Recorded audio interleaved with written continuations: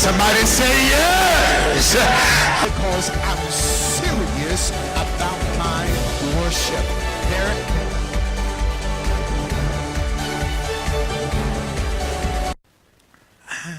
I want to preach to you this morning from a simple subject: if you can believe. If you can believe. Let's do it like this. Lean over and tell somebody, say, neighbor, it can happen if you believe. Turn and tell somebody else, say, neighbor, whatever it is, it can happen if you believe. Brothers and sisters, I need you to understand the scriptures in Hebrews chapter number 11, I believe verse number 6, says, he that cometh to God must first believe that he is, and that he is a rewarder of them that diligently seek him. What the Hebrew writer wants us to understand is, don't waste your time going to God, asking God for anything, if you don't believe that he's able. What separates us as Christian, as saved folk, as believers, is that in the test of life that we all must endure and encounter, we believe God. As the world panics and they are in distress and in despair, we believe God. It's not a case that we are delusional, that we, just believe, as it were, this pie in the sky. But we do believe that there is a God that has made himself available to us, that when we call on him, when we trust him, he will navigate us through the challenges that life have to offer us. I need you to understand, God is not a genie now. God does not exempt us from challenges and trouble. But what God will do, he will empower us and help us to face whatever we have to face. Oftentimes, we want God to do it for us. But as I've said many times before, God is more interested in doing it through you than he is doing it for you. But the only way he can do it through you is, first and foremost, you have to believe that he can and that he will. I got to know within myself that God loves me. He loves me to the point that he's going to help me. I need somebody right there to lift up your hands and tell them, God's going to help me. Come on, say it again. God's going to help me. Now, you got to understand, now I want to talk to somebody who feels as though that you don't qualify.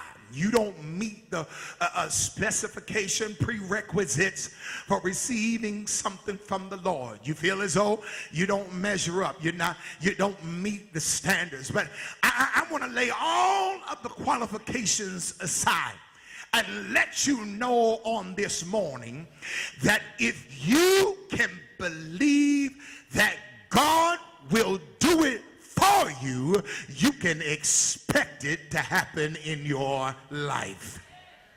And believing is awfully easy to do when you're at church. Believing is awfully easy to do when everything is well.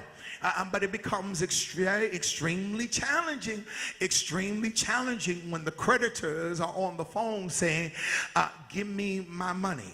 It becomes extremely difficult when the job is talking about making cuts and you just got hired. It becomes extremely difficult when life is changing and your health is changing. Some of us are starting to feel aches we've never felt before. Some of us are starting to get diagnoses that we've never gotten before. Some of us are experiencing things that we've never experienced before. And when those things come up on us, we tend to become afraid. because we don't know what the end result is going to be. We think we're going to die. I wish I had somebody tell the truth in here. We think we're not going to make it. We think we're not going to survive. Oh God, I barely got this job. I don't know how I'm going to get another job if they laid me off of this job, if the school closed, if the job closed, if they move me out of the house. I don't know how I'm going to make it. It can bring you to a point where you're frustrated and you're uptight and you're fearful. And then you try. Have you ever been in that kind of place and then you go try to talk to somebody and you go to somebody to try to find encouragement, and Lord, it seems like that's the worst person in the world. Girl, I don't know how you gonna make it. I went through that and I nearly blew my brains out. Well, listen, let me tell you something. I didn't come for you to tear me down. I didn't come to you for you to tell me how I can't make it. I came to you so you can link arms and arm with me and believe the word where he said, if 2 or 3 are gathered in my name, that the Lord will be in the. I just need somebody to believe God with me. I don't need somebody to throw more doubt and throw more fear. If you can't help me, if you can't believe with me, tell me up front and leave me alone. And so, brothers and sisters, it's now time. It's time for the believers to stand up. It's time for the believers to stop talking about that I believe and to really believe. It's time for the believer to stop acting like you believe on Sunday, and then when you get home on Monday, you don't know what you're going to do. If I am a believer, I'm not only a believer on Sunday, I'm a believer every day of the week. I need somebody to understand you got to be a believer all the time, 24/7. Lean over and tell somebody, I'm a believer 24/7. Yeah, I don't get holidays. I don't get weeks off, days off. I don't get vacation. I'm a believer all the time. I'm a believer when I got a job, but I'm also a believer when I don't have a job. I'm a believer when I got a car, and I'm a believer when I got to catch the bus. I'm a believer when I'm married. I'm a believer when I'm single. It don't matter what, when, or where, 24/7. I'm wondering how many believers I got in the house. Somebody shout, I'm a believer. Yes, brothers and sisters, let me move forward. I think there are 3 critical points. There are 3 critical essentials when it comes to believing. Everybody say 3 essentials. Come on, say 3 essentials. I think there are 3 essentials that are necessary when it comes to believing. Number 1, you've got to have vision. Come on, class. Somebody say vision. Whenever you're talking about vision, you're talking about sight, but not necessarily sight with your natural eye. Let me pose this question. Why do you think God gave you an imagination? Okay, God gave you an imagination to contemplate, to deliberate in your mind possibility. The proverbial writer said, he said in Proverbs 29:18, where there is no vision, the people perish. Vision says I have to see beyond where I am. Come on now, if I'm going to believe, I got to have vision. And vision says I'm not looking at my current situation. I see myself already coming out. God help me. Look at somebody and tell them you got to see yourself coming out. Your enthusiasm overwhelms me. You got to see things being different. You got to see things being right in your household. You got to see the bills being paid. You got to see yourself having enough money in the bank. Oh, can we take it a step further?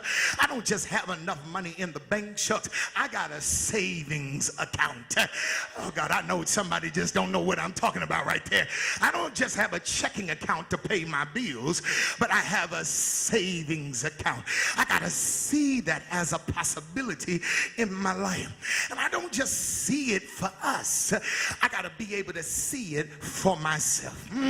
Look at somebody, if you don't mind, and tell your neighbor, say, neighbor, I'm glad God's going to bless us, but I believe God's going to bless me. Come on here. I gotta see God blessing me. I'm happy to see when you're jumping and shouting because of what the Lord has done for you. It's good to see Sister Bertha and Sister Yvonne jumping and shouting all over the church because they believe God and they're praising God for what they've done. But shucks, I can see myself shouting and praising God for what God is going to do. I see it. The idea is I'm not focused on where I am. Where I am is not the end all of where I'm going. As a matter of fact, where I am is a means to where I'm going. God, I didn't come here to park. I didn't come here to stay, but I'm moving forward to something better and something greater. Brothers and sisters, you got to hear what I'm saying. If it's your marriage, you got to see your marriage being strong. If it's your finances, you got to see your finances getting better. If it's your wayward children, you got to see your children coming to the altar. If it's your job, you got to see yourself getting a promotion. If it's your school, you got to see yourself graduating. If it's your car, you got to see yourself getting a new car. If it's your house, you got to see yourself getting a new house. If it's your ministry, you got to see your ministry going around the world. But whatever you do, you got to have vision to see beyond where you are. Somebody say, I got vision. Brothers and sisters, in that text there, he says, where there is no vision, the people perish. Where there is no revealed word, what do you see? What do you anticipate? He says, where there is no vision, they cast off restraints. There's nothing to keep me focused. There's nothing to push me forward. There's nothing to keep my mind channeled where I need to go. If all I see in front of me is the hardship and the trouble and the pain of what I'm dealing with, then I have no vision beyond. Somebody in the house needs to rise up and look over what you're going through. Stop getting down because of what you're dealing with. Stop being defeated because of what you're dealing with, and rise up above what you're going through, and know that if you have God on the inside, that eyes have not seen, ears have not heard, neither has it entered into the heart of man the things that God had prepared for them that love him. But God has revealed it unto us by his Spirit. I was in prison, but I saw myself coming out. I was weighted down, but I saw myself casting off the weights. I saw myself yoked up, but I see my yoke being destroyed. Somebody say you need vision. And now I need vision in order to believe. Not only do I need vision to believe, but I also need hope. I need hope. Hope says that I have expectation or anticipation. I'm looking for something. And my problem is when we've been in a situation long enough, we don't expect things to get any better. And instead, what we strive to do is get comfortable with where we are. We get comfortable in sickness, comfortable in dysfunctionality, comfortable in brokenness, comfortable in things that are out of sorts. But hope enables me to look past my today, past my situation, past the apparent possibilities. Hope is the rope that connects me to my vision. Hope is the rope that connects me to my vision. The reason why I can't stay where I am is because my vision is pulling on my hope. God. The problem is when you're going through, sometimes the day gets so cloudy you can't see the vision. Anybody know what I'm talking about? Where you just can't see, but this hope this expectation says, I know it's still there. There was a little boy, the story goes, that was flying the kite, and the kite was way up there. An old man walked past and said, now, son, what you doing? He said, well, I'm flying the kite. Old man looked up and didn't see the kite nowhere. God, and he said, son, I don't see no kite. What you talking about? There's a kite. God, he said, well, I got the string right here. He said, but I don't see a kite. I see your string going up, but I don't see a kite. How do you know that the kite is still there? He said, because every now and then I feel the kite tugging on my rope. Every now and then your vision will tug on your hope. Paul, the psalmist said it like this. He said, I have fainted except I believed to see the goodness of the Lord in the land of the living. Let me say that again. The psalmist said, I had fainted. I would have given up if I didn't believe to see the goodness of the Lord in the land of the living. In other words, what he was saying is, I've got hope. When I would have given up, my hope said, keep on believing. When I would have thrown in the towel, my hope says, trouble can't last always. When I would have resigned and said, this is the way life is going to be, hope would shake me and tell me, get up out of the bed, wash your face, put your clothes on, get back out there, because today is the day I'm going to do it for you. Somebody tell him you got the hope to believe. Brothers and sisters, I got the hope. Notice what Paul says in Romans 24. He says, we are saved by hope. But if we hope for what we do not see, then we with patience wait for it. So I'm hoping for it. This component in belief.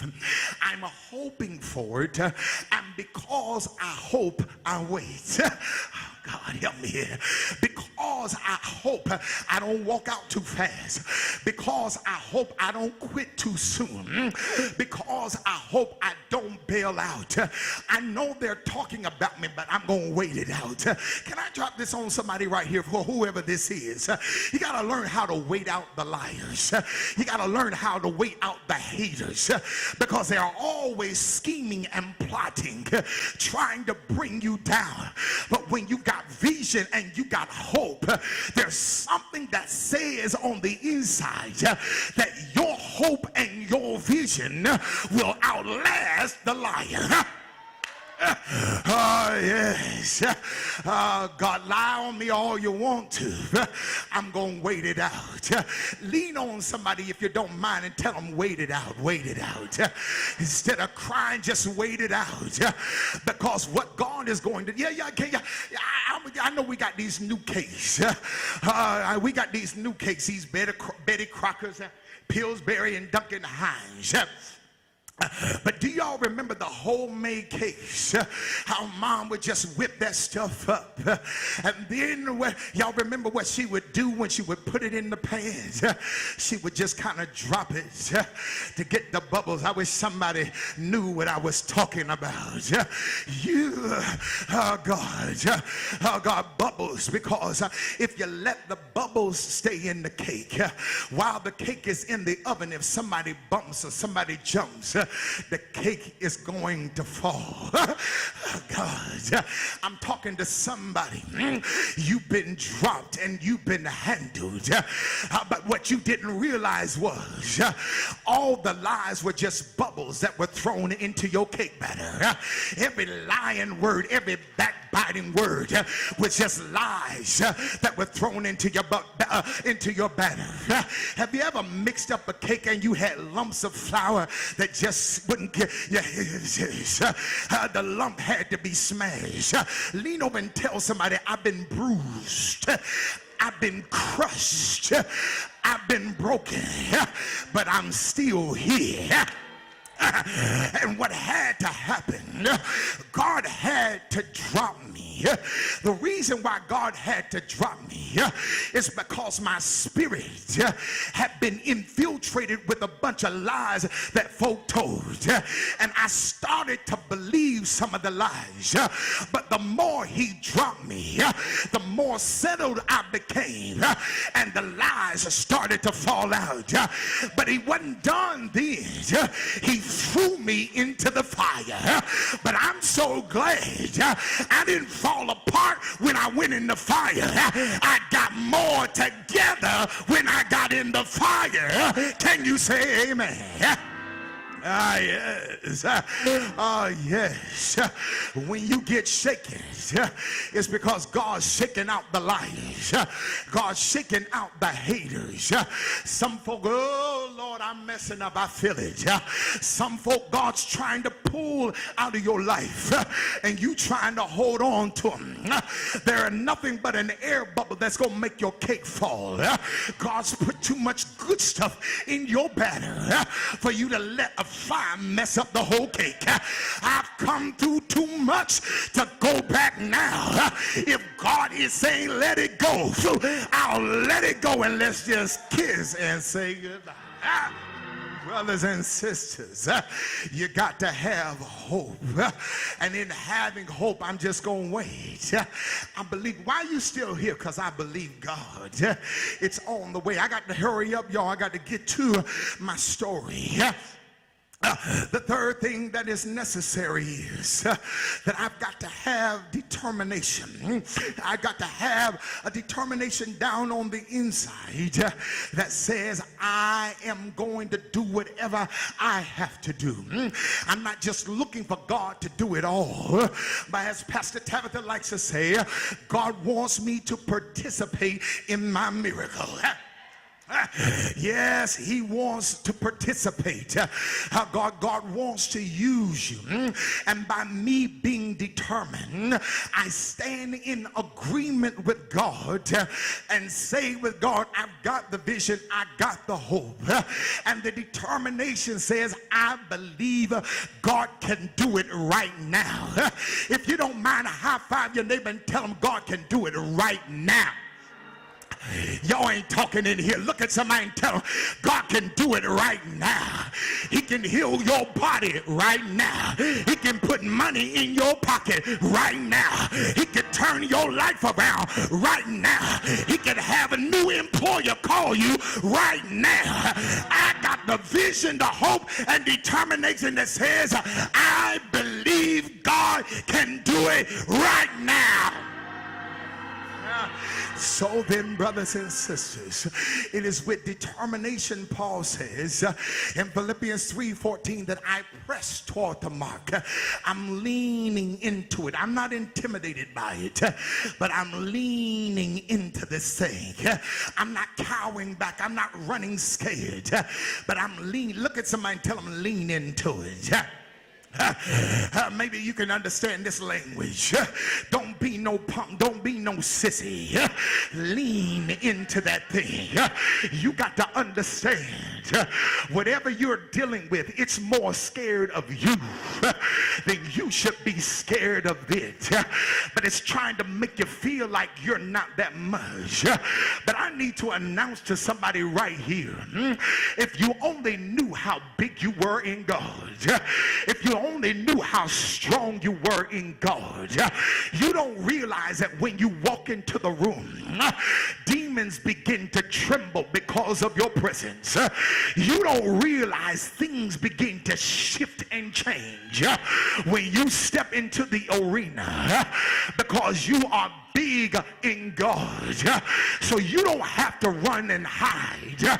You can lean into that thing and know that God is going to give you the victory. Let me get to my story, brothers and sisters. In the text that we have before us, Jesus is coming from the Mount of Transfiguration, and there he sees a crowd that has been gathered together. The crowd gathered together is over some commotion regarding a man who has a sick son. The son, some suggest, had epilepsy. Some say he was a lunatic. Some say he was deaf and dumb. The idea is if he's dumb, it's a result of hearing. God, Jesus, I know I'm jumping way ahead, but if you look in the text that we read at verse number 25, Jesus doesn't cast out the dumb spirit. He says the dumb and deaf, because the doctor, when he first checks out a child that is not able to speak, the first thing he's going to look for is the hearing. I can tell whether you believe God or not by the way you talk. Oh God, I can tell whether you are hearing God or not by the way you run your mouth. Because when you believe God, you talk like you believe God. When you know what you've heard from God yourself, you don't let your situation knock you to and fro. I may have tears in my eyes, but I believe God. The son is sick. So the father brings the son, and he's looking for Jesus. God, look at somebody and tell him, look for Jesus. He was looking for Jesus but couldn't find Jesus. The reason why he could not find Jesus is because Jesus was in the mountain of transfiguration with Peter, James, and John. So there's only 9 of the disciples at the base of the mountain. The Father says, since I can't go to Jesus, let me go to the ones that are connected to Jesus. Let me go to the ones who bear the testimony of Jesus' great power. God, I wonder what would the world find out if they come to us because they don't know how to get to Jesus. Will they get the help that they need, or will they be disappointed? They brought the sick son he brought the sick son to the disciples. I don't know what the disciples were saying or what they were praying, but they could not get the job done. Let me just put this out on the table. When I'm going through my crisis of life, I don't need somebody who's going to experiment with me. I don't need somebody that's not strong in faith and not sure of where they are. My crisis is too serious for me to be your guinea pig. I wish I had somebody that knew what I was talking about. If I'm going through hell right now and you're not sure where you stand, I just need you to tell me. I'm not going to judge you, but don't be playing with me when you got mess going on in your life. Oh God, if I'm coming to you saying I got age and your eyes get book wide and you start to step back, don't even pray for me. I don't want you to pray. I need somebody that's not going to flinch and know it don't matter whether it's AIDS or herpes or cancer. There is nothing too hard for God. I wish I could preach this morning. God, look at somebody and tell them, don't play with me. I'm too weak right through here. Yo ain't